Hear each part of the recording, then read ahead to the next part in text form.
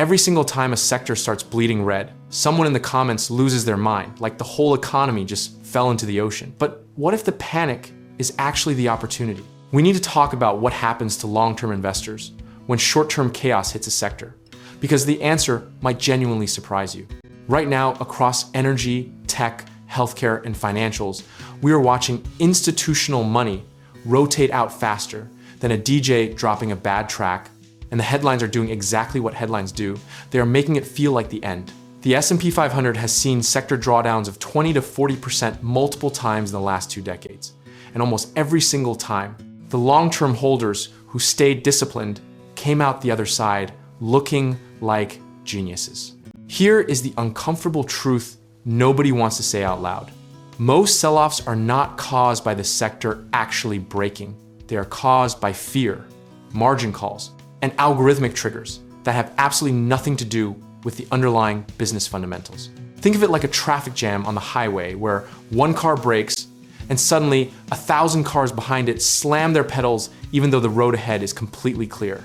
There was this beautiful moment of optimism just a couple of years ago when clean energy stocks were being treated like the second coming of the internet boom, with valuations soaring and every retail investor throwing money at solar panels like they were lottery tickets. Then interest rates climbed, financing costs ballooned, and that same sector dropped over 60% from its highs, not because the sun stopped shining, but because the cost of capital changed the math. The psychological damage of watching your portfolio drop 30% in 90 days is genuinely underestimated by every investor until it actually happens to them. Howard Marks has said that the most dangerous words in investing are, "This time it is different." And yet every single cycle, we convince ourselves that somehow this particular crash is the one that never recovers. Here is the pattern that keeps repeating itself, like a stubborn chorus in a song you cannot get out of your head. Sectors overheat, capital floods in chasing returns, something spooks the market, money rushes out, and then the survivors who held through the noise collect the gains of those who bailed.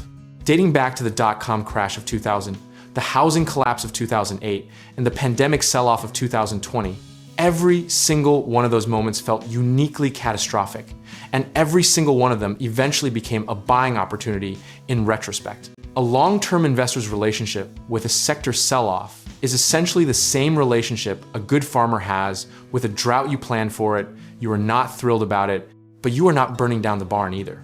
The sell-off fits neatly into what strategists call the market cycle, that predictable loop of expansion, euphoria, contraction, and recovery that has been repeating itself since markets existed.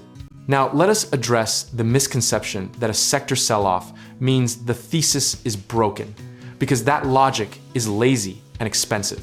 If you bought a great restaurant because the food was excellent and the location was prime, and then one bad winter kept customers away for a month, you would not sell the restaurant, you would wait for spring.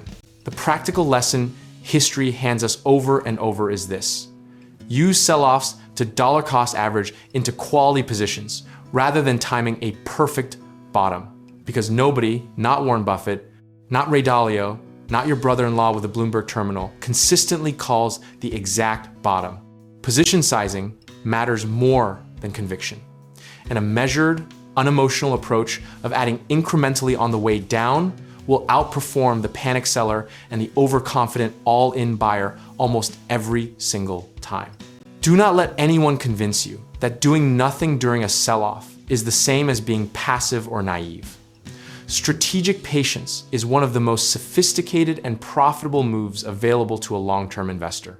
The process of reviewing your original thesis, confirming the fundamentals are intact, and holding or adding to your position is not boring. It is the actual work. There's something almost philosophical about watching short-term noise try to bully a long-term strategy into submission.